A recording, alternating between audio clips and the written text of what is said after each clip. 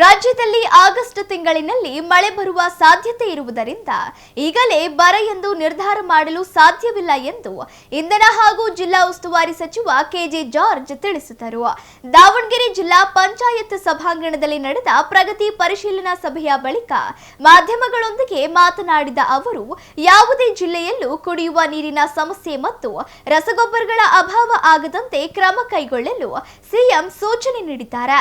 ಇದಕ್ಕಾಗಿ ಪ್ರತಿ ಜಿಲ್ಲೆಯಲ್ಲೂ ಪ್ರಗತಿ ಪರಿಶೀಲನೆ ನಡೆಸಲಾಗುತ್ತಿದೆ ಎಂದರು. ನಾವು ವಿದ್ಯುತ್ ಖಾಸಗೀಕರಣ ಮಾಡುತ್ತೇವೆ ಎಂದು ಹೇಳಿಲ್ಲ. ನಮಗೆ ಆ ಅಭಿಪ್ರಾಯವೂ ಇಲ್ಲ. 2003ರ ಬಿಜೆಪಿ ಕೇಂದ್ರ ಸರ್ಕಾರದ ಕಾಯ್ದೆಯಲ್ಲಿ ಇದಕ್ಕೆ ಅವಕಾಶವಿತ್ತು. ನಿನ್ನೆ ಇಂಧನ ಇಲಾಖೆ ಸಭೆ ನಡೆದದ್ದು ಕ್ಯಾಬಿನೆಟ್ನಲ್ಲಿ ಚರ್ಚಿಸಿ ಮುಂದಿನ ನಿರ್ಧಾರ ಕೈಗೊಳ್ಳಲಾಗುವುದು ಎಂದ ಅವರು, 5 ಗ್ಯಾರಂಟಿಗಳು ಮುಂದುವರಿಯಲಿವೆ. ಆದರೆ ಗೃಹ ಜ್ಯೋತಿ ಯೋಜನೆಯಲ್ಲಿರುವ ಅನರ್ಹರನ್ನು ಹೊರಹಾಕಲಾಗುವುದು. ಒಂದೇ ಮನೆಯಲ್ಲಿದ್ದುಕೊಂಡು ಬೇರೆ ಬೇರೆ ಆರ್ಆರ್ ನಂಬರ್ ಹೊಂದಿರುವವರನ್ನು ಯೋಜನೆಯಿಂದ ಕೈಬಿಡಲಾಗುವುದು. ಅರ್ಹರು ಫಾರಂ ಭರ್ತಿ ಮಾಡಿ ಸೌಲಭ್ಯ ಪಡೆಯಬಹುದು ಎಂದರು. ಇನ್ನು ನೀವು ಇದ್ದಿರಲ್ಲ ಮೀಟಿಂಗಲ್ಲಿ, ನಾನೇನು ಹೇಳಿದೆ, ಇನ್ನೂ ನಾವು ತೀರ್ಮಾನಕ್ಕೆ ಬರಲಿಕ್ಕೆ ಆಗಲಿಲ್ಲ. ಇನ್ನೂ ಮಳೆ ಬರುವ ಅವಕಾಶಗಳಿದೆ. ಮೆಟ್ರಾಲಜಿಕಲ್ ಡಿಪಾರ್ಟ್ಮೆಂಟ್ ಪ್ರಕಾರ ಈಗಲೂ ಮಳೆ ಇನ್ನು ಮುಂದೆ ಮಳೆ ಬರ್ತದೆ ಅಂದ್ಬಿಟ್ಟು, ಅದಾದಮೇಲೆ ಯಾವಾಗ ಮಳೆಗಾಲ ಮುಗಿದ ಮೇಲೆ ಆಗುವಂಥ ವಿಚಾರದಲ್ಲಿ ದಯವಿಟ್ಟು ಇದು ಮಾಡಬೇಡಿ. ನಾವೇಕೆ ಮೀಟಿಂಗ್ ಮಾಡ್ತದೆ, ಚೀಫ್ ಮಿನಿಸ್ಟರ್ ಯಾಕೆ ಮೀಟಿಂಗ್ ಮಾಡಲಿಕ್ಕೆ ಹೇಳಿದ್ದಾರೆ ಅಂತ ಹೇಳಿಬಿಟ್ರೆ, ಕೆಲವೊಂದು ಈ ಕುಡಿಯೋ ನೀರು, ಕೆಲವೊಂದು ವಿಚಾರದಲ್ಲಿ ಏನು ಪ್ರಿಕಾಷನ್ ತೆಗಿಬೇಕು ಅದರ ವಿಚಾರ, ಮತ್ತು ಮೇವು ವಿಚಾರ, ಮತ್ತು ಗೊಬ್ಬರ ವಿಚಾರ, ಈ ಥರ ವಿಚಾರಗಳಿಂದ ಇಟ್ಬಿಟ್ಟು ಅದಕ್ಕೆ ಮೀಟಿಂಗ್ ಮಾಡ್ತಾಯಿದ್ದೆ. ಅದಕ್ಕೆ ಸಣ್ಣದಾಗಿದ್ದು ತಾನೇ ಬಂದು ಮಾಡ್ತಾ ಇರೋದು.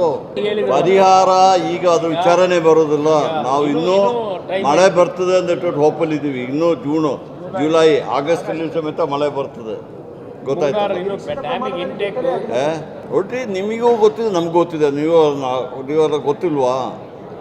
ಈಗ ಮಳೆ ಇನ್ನೊಂದು ಬರಲಿಕ್ಕೆ ಅವಕಾಶ ಇದೆ, ವೆಯ್ಟ್ ಮಾಡೋಣ ಅಂತ ಹೇಳ್ಬಿಟ್ಟು ಅಷ್ಟರಲ್ಲಿ ಏನು ಪ್ರಿಕಾಷನರಿ ತಗೋಬೇಕು ಅದರ ವಿಚಾರದಲ್ಲಿ ಅದ್ರ ವಿಚಾರ ನಿಮ್ಮನ್ನು ಕೂರಿಸ್ಬಿಟ್ಟೆ ಡಿಸ್ಕಸ್ ಮಾಡಿದ್ದೀವಲ್ಲ.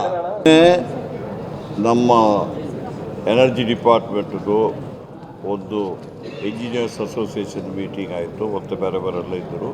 ಮುಖ್ಯಮಂತ್ರಿಯವರು ಹೇಳಿದ್ದಾರೆ, ಖಾಸಗಿ ವಿಚಾರದಲ್ಲಿ ನಾವು ಖಾಸಗೀಕರಣಕ್ಕೆ ಇದ್ದಿಲ್ಲ, ಆದರೂ ನೆಕ್ಸ್ಟ್ ಕ್ಯಾಬಿನೆಟ್ಟಲ್ಲಿ ಅದು ಡಿಸ್ಕಸ್ ಮಾಡಿಬಿಟ್ಟು ತೀರ್ಮಾನ ತಗೊಳ್ತಿದ್ದು ಮುಖ್ಯಮಂತ್ರಿಯವರು ಹೇಳಿದ್ದಾರೆ. ನಿಮ್ಮ ಪೇಪರ್ಲೆಲ್ಲ ಬಂದಿದೆ. ಅದರ ಬಿಟ್ಟುಬಿಟ್ಟು ಬೇರೆ ಸ್ಟ್ಯಾಂಡ್ ನಾನು ಹೇಳಲಿಕ್ಕೆ ಆಗೋದಿಲ್ಲ ತಾನೇ. ಬೇಡ ಅನ್ನೋ ವಿರೋಧ ಇದೆ. ಬೇಡ ಅಂದರೆ ನಾವು ಬೇಡ ಅಂತ ಹೇಳ್ತೇವೆ, ಬೇಕಂತ ಹೇಳಿದ್ದೀವಾ? ನೆನ್ನೆ ನೀವು ಪೇಪರ್ನಲ್ಲಿ ಹಾಕಿದ್ದೀರಲ್ಲ, ನಾನು ಬೇಡ ಅಂತ ಹೇಳಿದ್ದೀವಿ. ನಮ್ಮ ಎಸ್ಕಾಮ್ಸಿಗೆಲ್ಲ ಅಬ್ಜೆಕ್ಷನ್ ಫೈಲ್ ಮಾಡಲಿಕ್ಕೆ ಹೇಳಿದ್ವಿ. KPTCಯಲ್ಲಿ ಸಮೇತ ಅಬ್ಜೆಕ್ಷನ್ ಫೈಲ್ ಮಾಡಿದ್ದಾರೆ. ಅದು ಏನಾಗ್ತದೆ ಅಂತ ಹೇಳ್ಬಿಟ್ರೆ, ಒಂದು ಸೆಂಟ್ರಲ್ ಗೌರ್ಮೆಂಟ್ ಆ್ಯಕ್ಟ್ ಇದೆ. 2003ರಲ್ಲಿ BJPಯವರು ಸೆಂಟ್ರಲ್ಲಿ ಅಧಿಕಾರದಲ್ಲಿದ್ದಾಗ ಆ್ಯಕ್ಟ್ ಬಂದಿದೆ. ಅದರಲ್ಲಿ ಖಾಸಗೀಕರಣ ಮಾಡ್ಬೋದು ಅಂತ ಹಾಕಿದ್ದಾರೆ. ಅದು ಆ ಆ್ಯಕ್ಟು ಸೆಂಟ್ರಲ್ ಗೌರ್ಮೆಂಟು ಅವ್ರದ್ದು ಇದಿದೆ, ನಮ್ಮ ಸೆಂಟ್ರಲ್ ಎಲೆಕ್ಟ್ರಿಸಿಟಿ ಅಥಾರಿಟಿ ಮತ್ತು KERC ಅವರು ನಮ್ಮ ಕರ್ನಾಟಕದಲ್ಲಿ. ಈಗ ಅವರು ಟಾಟಾದವರು ಅವರಿಗೆ ಅಪ್ಲಿಕೇಶನ್ ಹಾಕಿದ್ದಾರೆ. ನಮ್ಮ ಸಂಸ್ಥೆಗಳೆಲ್ಲ ಅವ್ರಿಗೆ ವಿರೋಧ ಮಾಡಿಬಿಟ್ಟು ಈಗಾಗಲೇ ಅಬ್ಜೆಕ್ಷನ್ಸ್ ಫೈಲ್ ಮಾಡಿದೆ. ಆ ಸ್ಟೇಜಲ್ಲಿದೆ ಅದು. ಮತ್ತು ಕ್ಯಾಬಿನೆಟಲ್ಲಿ ಏನಾಗ್ತದೆ ಅಂತ ಹೇಳ್ಬಿಟ್ಟು ತೀರ್ಮಾನ ಆಗ್ತದೆ ಅಂತ ನನಗೆ ಗೊತ್ತಿರೋ ಹಂಗೆ ಕ್ಯಾಬಿನೆಟಲ್ಲಿ ಸಮೇತ ನಾವು ಅದಕ್ಕೆ ಏನು ಆಗ್ತದೆ ನಾನು ಹೇಳಲಿಕ್ಕಾಗೋದು ಕ್ಯಾಬಿನೆಟಲ್ಲಿ ಬಂದ ಮೇಲೆ ಹೇಳ್ತೀನಿ. ನೋಡಿ, ಕ್ಯಾಬಿನೆಟಲ್ಲಿ ನಾನೊಬ್ಬ ಮಿನಿಸ್ಟರ್ ಆಗಿಬಿಟ್ಟು ಹೇಳಲಿಕ್ಕಾಗ್ತದೆ? ಕ್ಯಾಬಿನೆಟಲ್ಲಿ ಚೀಫ್ ಮಿನಿಸ್ಟರ್ ಹೇಳಿದ್ದಾರೆ, ಕ್ಯಾಬಿನೆಟಲ್ಲಿ ಡಿಸಿಷನ್ ತೊಗೊಳ್ತೀನಿ ಅಂತ. ಅವರು ಹೇಳೋ ತನಕ ವೆಯ್ಟ್ ಮಾಡಬೇಕಲ್ಲ. ನಾನು ಬೆಸ್ಕಾಮ್ ಹೇಳ್ತದೆ, ಮಂಗಳೂರು ಕಂಪ್ನಿ. ಈಗ ನಾಳೆ ನಾನು ಸಿಗ್ತಾರೆ ಇಲ್ಲಿ MD ಅವರು. ನಮಗೆ ನಾಳೆ ಶಿವಮೊಗ್ಗ ಅಲ್ಲ, ಇವತ್ತು ಮಧ್ಯಾಹ್ನ ಮೇಲೆ ಈಗ ಶಿವಮೊಗ್ಗ ಹೋಗ್ತೀನಿ. ಅವ್ರು ಬರ್ತಾರೆ, ಕೇಳ್ತಿರ್ತೇವೆ. ನಿಮ್ಮ ಕೌಂಟ್ರ್ ಪಾರ್ಟ್ ಇರ್ತಾರಲ್ಲ, ಅವ್ರನ್ನ ಕೇಳಲಿಕ್ಕೆ ಹೇಳಿ, ನಾನು ಕೇಳ್ಬಿಟ್ಟು ಹೇಳ್ತೀನಿ. ಆ ಥರದ್ದು ಯಾವುದೂ ಇಲ್ಲ. ನನಗೆ ಗೊತ್ತಿರೋ ಹಂಗೆ ಇವ್ರಿಗೆ SC ST ಅವರಿಗೆ 1 ಕೋಟಿ ಕಡಿಮೆ ಕೊಡಬಾರ್ದು ಅಂದ್ಬಿಟ್ಟು ಯಾವುದೇ ನಿರ್ಧಾರ ನಮ್ಮ ಸರ್ಕಾರದಲ್ಲಿ ಅದಿಲ್ಲ ಅಂದ್ಬಿಟ್ಟು ನಾಳೆ ಇವತ್ತು ಮಧ್ಯಾಹ್ನ ಕೇಳ್ಬಿಡ್ತೀನಿ. ನೀವು ಹೇಳಿದನ ಕರೆಕ್ಟ್ ಆಗಿಲ್ವ ಅಂದ್ಬಿಟ್ಟು MD ಅವರು ಬರ್ತಾರೆ. ಈಗ ಮೀಟಿಂಗ್ ಇದೆ, ಕೇಳ್ಬಿಡಿ. ನೋಡಿ, SIR ಬಗ್ಗೆ ನಾವು ಕಾಂಗ್ರೆಸ್ ಪಾರ್ಟಿಯವರು ಭಾರಿ ಸೀರಿಯಸ್ ಆಗಿ ತಗೊಂಡಿದ್ದೀವಿ. ನಮ್ಮ ಚೀಫ್ ಮಿನಿಸ್ಟ್ರು, ಇಂದಿನ ಚೀಫ್ ಸಿದ್ದರಾಮಯ್ಯರು ಆಗಲು, ಮತ್ತು ನಮ್ಮ KPCC ಅಧ್ಯಕ್ಷರಿದ್ದಾರೆ. ನಮ್ಮಲ್ಲಿ ಬ್ಯೂಟಿಫುಲ್ ಆಗಿ ಮಾಡ್ತಾ ಇದ್ದೀವಿ, ಎಲ್ಲ ಕಡೆ ನಾವು ಮಾಡ್ತಾ ಇದ್ವಿ. ಬಟ್ ನಾವೆಷ್ಟೇ ಮಾಡಿದ್ರು ಪ್ರತಿಯೊಬ್ಬರೂ ಸಮೇತ ಯಾರು ಪ್ರಜೆಗಳಾಗಿರಬೇಕು ಅಂತ ಹೇಳಿದವರಲ್ಲ, ಅದರಲ್ಲಿ ಪಾರ್ಟಿಸಿಪೇಟ್ ಮಾಡಿಬಿಟ್ಟು ಆ ಫಾರ್ಮ್ಸನ್ನ ಇದು ಎನ್ಯುಮರೇಷನ್ ಫಾರ್ಮ್ನ ಫಿಲ್ಅಪ್ ಮಾಡಿಬಿಟ್ಟು ಕೊಡಬೇಕಾಗ್ತದೆ. ಬರೀ ಮ್ಯಾಪಿಂಗ್ ಅವ್ರು ಮಾಡ್ತಾರೆ. ಎನ್ಯುಮರೇಷನ್ ಫಾರ್ಮು 3 ಸತಿ BLOಗಳು ಬರ್ತಾರೆ, ನಮ್ಮ ಪಕ್ಷದಿಂದ BLAಗಳು ಇರ್ತಾರೆ, ಎಲ್ಲ ನಾವು ಆ್ಯಕ್ಟಿವೇಟ್ ಮಾಡಿದ್ದೀವಿ. ಪ್ರತಿಯೊಬ್ಬರೂ ಸಮೇತ ಸಿಟಿಸನು. ನಾಳೆ ನೀವು ವೋಟರ್ ಲಿಸ್ಟ್ಲಿ ಹೆಸರಿಲ್ಲ ಅಂತ ಸಿಟಿಸನ್ ಇಲ್ಲ ಅಂತ ಹೇಳ್ಬಿಡ್ತಾರೆ. ಸಿಟಿಸನ್ ಇಲ್ಲ ಅಂತ ಯಾವ ಬೆನಿಫಿಟ್ ಸಮೇತ ನಿಮಗೆ ಬರೋದಿಲ್ಲ. ಅದಕ್ಕೆ ಪ್ರತಿಯೊಬ್ಬರೂ ಇದು ಮಾಡಬೇಕು. ನೀವು ಮೀಡಿಯಾದವರು ಸಾಕಷ್ಟು ಪ್ರಚಾರ ಕೊಡಬೇಕು. ನಾವು ಮಾಡ್ತಾ ಇದ್ವಿ, ಎಲ್ಲ ಪಕ್ಷದವರು ಸಮೇತ ಅದು ವಿಚಾರ ಮಾಡ್ತಾ ಇದ್ವಿ.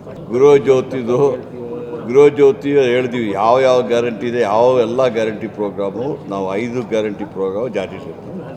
ಅದರಲ್ಲಿ ಏನಾಗಿದೆ ಅಂತ ಹೇಳ್ಬಿಟ್ರೆ, ಗೃಹ ಜ್ಯೋತಿಯವರು ಅನರ್ಹರು ಯಾರು ತಗೊಂಡ್ರೆ ಅದ್ರ ವಿಚಾರದಕ್ಕೆ ನಾವು ಪ್ರತಿಯೊಬ್ಬರಿಗೂ ಒಂದು ಫಾರ್ಮ್ ಕೊಡ್ತೀವಿ.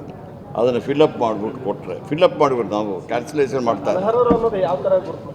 ಅದು ಆ ಫಾರ್ಮ್ ಫಿಲಪ್ ಮಾಡಿ ಬಂದರೆ ಗೊತ್ತಾಗ್ಬಿಡ್ತದೆ. ಒಂದು ಮನೆಯಲ್ಲಿ 2 RR ಇಡ್ಲಿಕ್ಕೆ ಆಗೋದಿಲ್ಲ ತಾನೇ. ಮತ್ತು ಕಮರ್ಷಿಯಲ್ಲು ಇದು ಕೆಲಸ ಮಾಡೋರಿಗೆ ರೆಸಿಡೆನ್ಸಿಲ್ ಬರೋದಿಲ್ಲ ತಾನೇ. ಆ ಫಾರ್ಮ್ಸು ಯಾರೆಲ್ಲ ಫಿಲಪ್ ಮಾಡಿ ಕೊಡ್ತಾರೆ, ನಾವು ಅರ್ಹರಿಗೆ ಕೊಡ್ತೀವಿ, ಬಾಡಿಗೆ ಮನೆಯವರಿಗೆ ಕೊಡ್ತೀವಲ್ಲ. ಅದು ಆ ಫಾರ್ಮ್ ಫಿಲಪ್ ಮಾಡಿ ಕೊಟ್ಟ ಮೇಲೆ ನಾವು ತೀರ್ಮಾನ ಮಾಡ್ತೀವಿ. ಯಾರು ಕೊಟ್ಟಾರಲ್ಲ 1 2 3 4 ಅಂತ ಹಾಕ್ಯಾರ, ಅವೆಲ್ಲ ಫುಲ್ಫಿಲ್ ಆದಪ್ಪ ಅಂದ್ರೆ ಆಟೋಮೆಟಿಕ್ ಏನು ಪ್ರಾಬ್ಲಮ್ ಇಲ್ಲ. ಈಗ ಯಾವುದು ಕ್ಯಾನ್ಸಲ್ ಮಾಡ್ತಾ ಇಲ್ಲ.